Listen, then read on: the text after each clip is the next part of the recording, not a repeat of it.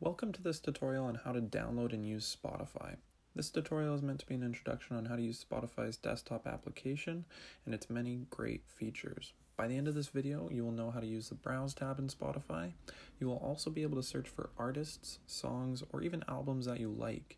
And you will also understand how to create your own personal playlists to your choosing. If you have not already created an account or downloaded the Spotify desktop application, I will provide a link to Spotify's website in the description below. Let's get started by opening Spotify. Now, let's log into our account so we have full access to Spotify and all of its great features. As you can see, there are a lot of features to Spotify.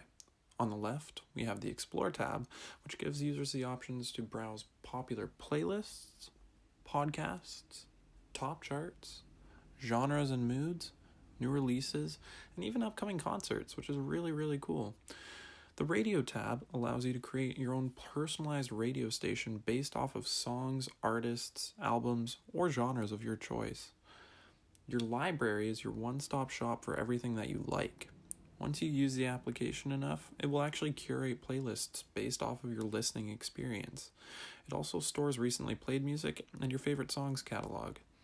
Now, as you can see, the playlist tab on the bottom is empty, and we'll go over creating playlists in a minute, but first, let's go over some basics. On the very top of the app, we have a search bar. If you have a song, artist, album, or playlist that you want to find, this is where you're going to find it. It's a very intuitive search bar and it is quite simple to use. So let's get started by searching for an artist that we want to find. So I want to find songs by the Beatles. So I'll search for the Beatles, and as you can see, they are the top result. Now this page also shows pre-made playlists featuring the Beatles, as well as popular songs, albums, and even podcasts and radio stations already created. To view the artist, we can just click on the Beatles. Now, the artist page has three main sections. The overview, which displays the most popular songs by the Beatles or other artists, as you can see.